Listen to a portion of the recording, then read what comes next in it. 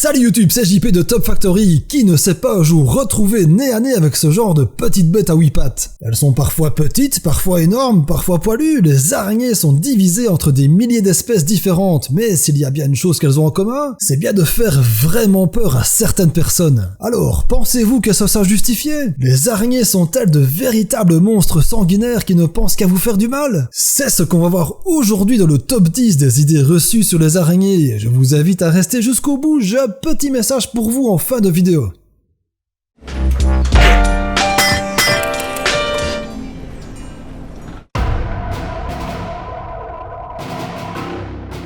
Je vais commencer ce top en faisant taire ces nombreuses vilaines rumeurs comme quoi certaines araignées s'amuseraient à pondre leurs œufs sous votre peau. Alors que c'est complètement faux, aucune espèce d'araignée ne dispose d'organes de ponte permettant de perforer la peau, et même dans le cas où vous auriez une petite coupure ou une petite blessure, il serait impossible pour l'araignée d'y construire cette sorte de cocon qui protège les œufs. L'araignée est donc accusée à tort, contrairement à d'autres insectes qui, eux, ont bien la capacité de pondre sous votre peau, tels que les vers de Caillor, la Lucilie bouchère ou encore certaines puces tropicales. Bref, il était grand temps que justice soit faite et la vérité rétablie.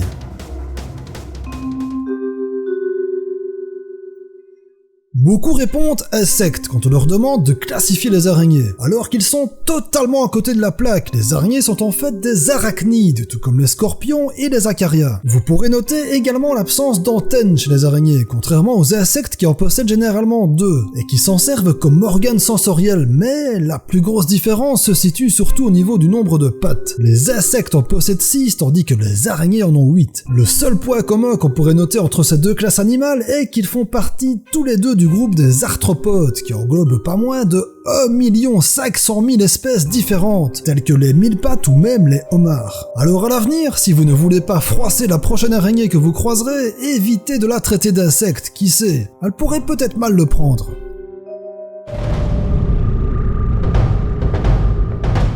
Déjà que l'araignée n'a pas bonne réputation, certains disent qu'elle irait jusqu'à boire le sang de ses victimes. Et c'est encore presque faux, cette rumeur de soif de sang viendrait du fait que l'araignée a tendance à injecter un venin dans la chair de sa victime. Sous l'effet du poison, les tissus vont commencer à se liquéfier et il ne restera plus qu'une bonne soupe bien visqueuse que l'araignée n'aura plus qu'à aspirer comme un milkshake version trash. Bon bah tout compte fait, moi qui voulais redorer la réputation de nos amis à 8 pattes, j'aurais peut-être dû m'abstenir et rester sur la première version de la buveuse de sang. Tout comme les moustiques en fait. C'est vrai, qui a peur des moustiques? C'est très chiant, c'est les plus gros emmerdeurs de la planète, mais ils font peur à personne. Bref, au suivant.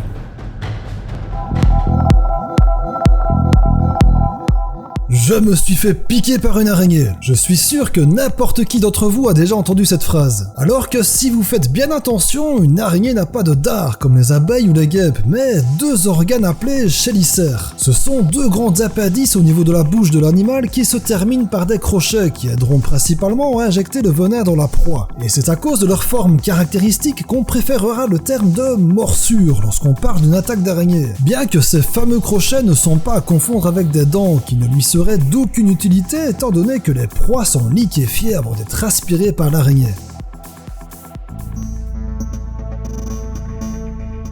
Vu leur petite taille, on pourrait penser qu'une araignée ne vit pas longtemps, un peu comme la mouche domestique qui a une durée de vie d'une 20aine de jours. Eh bien, l'araignée a sûrement de quoi vous étonner. Bien sûr, tout est relatif, on parle ici d'une petite bestiole d'à peine quelques centimètres, voire millimètres. Par exemple, vous l'avez certainement déjà vu au moins une fois, la très commune Hyperdiadème, plus connue sous le nom d'araignée des jardins, peut vivre 1 an. Plus dangereuse, la veuve noire a une longévité pouvant atteindre les 3 ans, et ce n'est encore rien comparé à la Theraphosa blondie, communément appelée araignée Goliath. D'une taille d'environ 30 cm à l'âge adulte et armée de 2 énormes crochets de 2 cm, elle est capable d'atteindre l'âge de 15 ans en état sauvage et, tenez-vous bien, 28 ans en captivité. Ce qui est énorme pour une espèce animale de cette taille, mais que les arachnophobes se rassurent, vous ne risquez pas de la croiser ailleurs qu'en Amérique du Sud.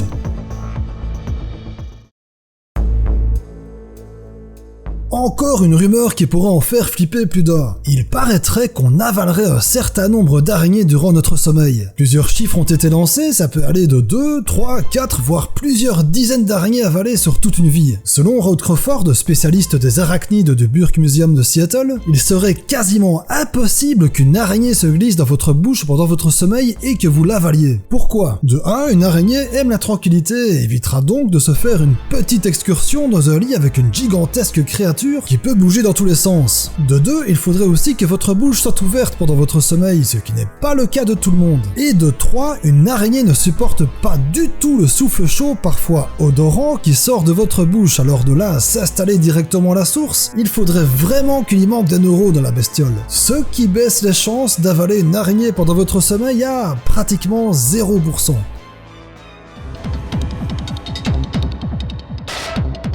Qui dit araignée dit venin pour la plupart d'entre elles. Mais sont-elles réellement dangereuses pour l'homme ? Bon, déjà on l'a vu tout à l'heure, le venin est fait pour paralyser, tuer et liquéfier une proie, mais il faut voir ça aussi à l'échelle d'une araignée. Déjà, il y en a très peu qui sont assez fortes pour percer la peau humaine à l'aide de leurs crochets. Et en admettant que vous tombiez sur une qui en serait capable, très peu d'entre elles ont un venin assez toxique pour vous donner des effets indésirables bénins tels que des démangeaisons par exemple. Et enfin, les plus rares et aussi les plus dangereuses, celles qui sont capables par exemple d'attaquer votre système nerveux comme la veuve noire, font partie d'un petit groupe de quelques dizaines d'espèces sur la quarantaine de 1000 recensées à ce jour. Alors permettez-moi d'utiliser une expression très tendance pour le moment, pas d'amalgame s'il vous plaît.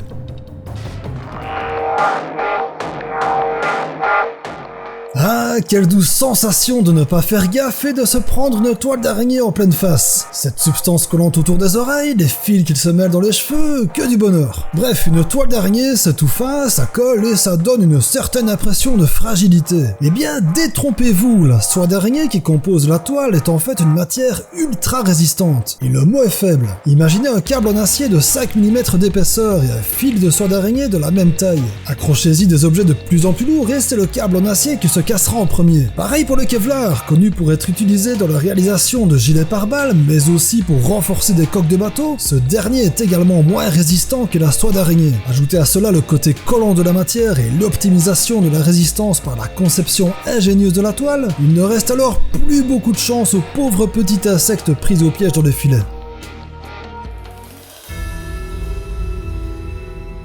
Et pour ce numéro 2, je m'adresse particulièrement à ceux et celles qui ont vraiment, mais vraiment peur des araignées. Crise d'angoisse, faut regarder si elle n'a pas bougé, vous appelez à l'aide pour qu'on l'écrase ou qu'on la sorte si vous êtes sympa. Bref, vous êtes dans un état dingue alors que la petite bête ne fait généralement pas plus d'1 centimètre. Alors, vous êtes-vous déjà demandé ce que l'araignée ressentait au même moment ? Elle vous voit, vous êtes plusieurs milliers de fois plus grand qu'elle, elle vous sent légèrement tendu, bref, pour elle, il y a vraiment de quoi paniquer. Alors ne vous étonnez pas de vous faire mordre si après un geste brusque vous la loupez et qu'elle vous tombe dans le cou ou sur le bras. Ce n'est pas de l'agressivité mais un pur comportement défensif. L'être humain n'est pas une proie et donc n'a aucun intérêt pour l'araignée. En bref, si vous la laissez peinard, elle vous fichera la paix, croyez-moi.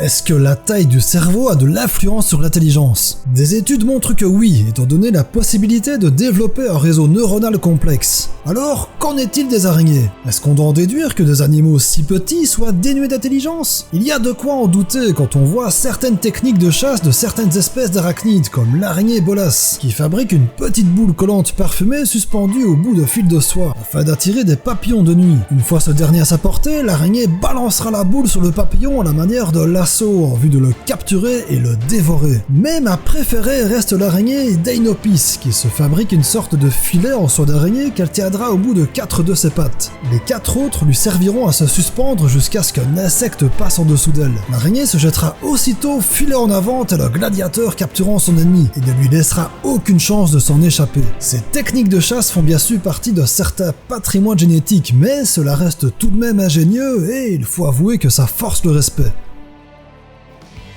Et voilà, cette vidéo est terminée les amis. Avant de vous quitter, j'aimerais vous dire que je compte refaire plusieurs de mes épisodes précédents. Pour parler franchement, ma voix y est juste dégueulasse. C'était carrément une erreur de forcer comme ça pour me donner un style. Mais pas de panique, il y aura quand même un nouvel épisode comme chaque vendredi. De ce côté-là, ça ne bouge pas. Le réenregistrement des anciens prendra le temps qu'il faudra et ça sortira un petit peu n'importe quand. Je ne suis pas pressé, mais c'est important pour moi de vous offrir un minimum de qualité et rassurez-vous, ça sera toujours le nouvel épisode qui sera prioritaire sur mon emploi du temps. Enfin bref, si ce top vous a plu, il y a le pouce bleu, le partage et l'abonnement si ce n'est pas encore fait. On se retrouve vendredi prochain à 19h précise pour un tout nouvel épisode. Alors en attendant, prenez soin de vous les amis. Ciao.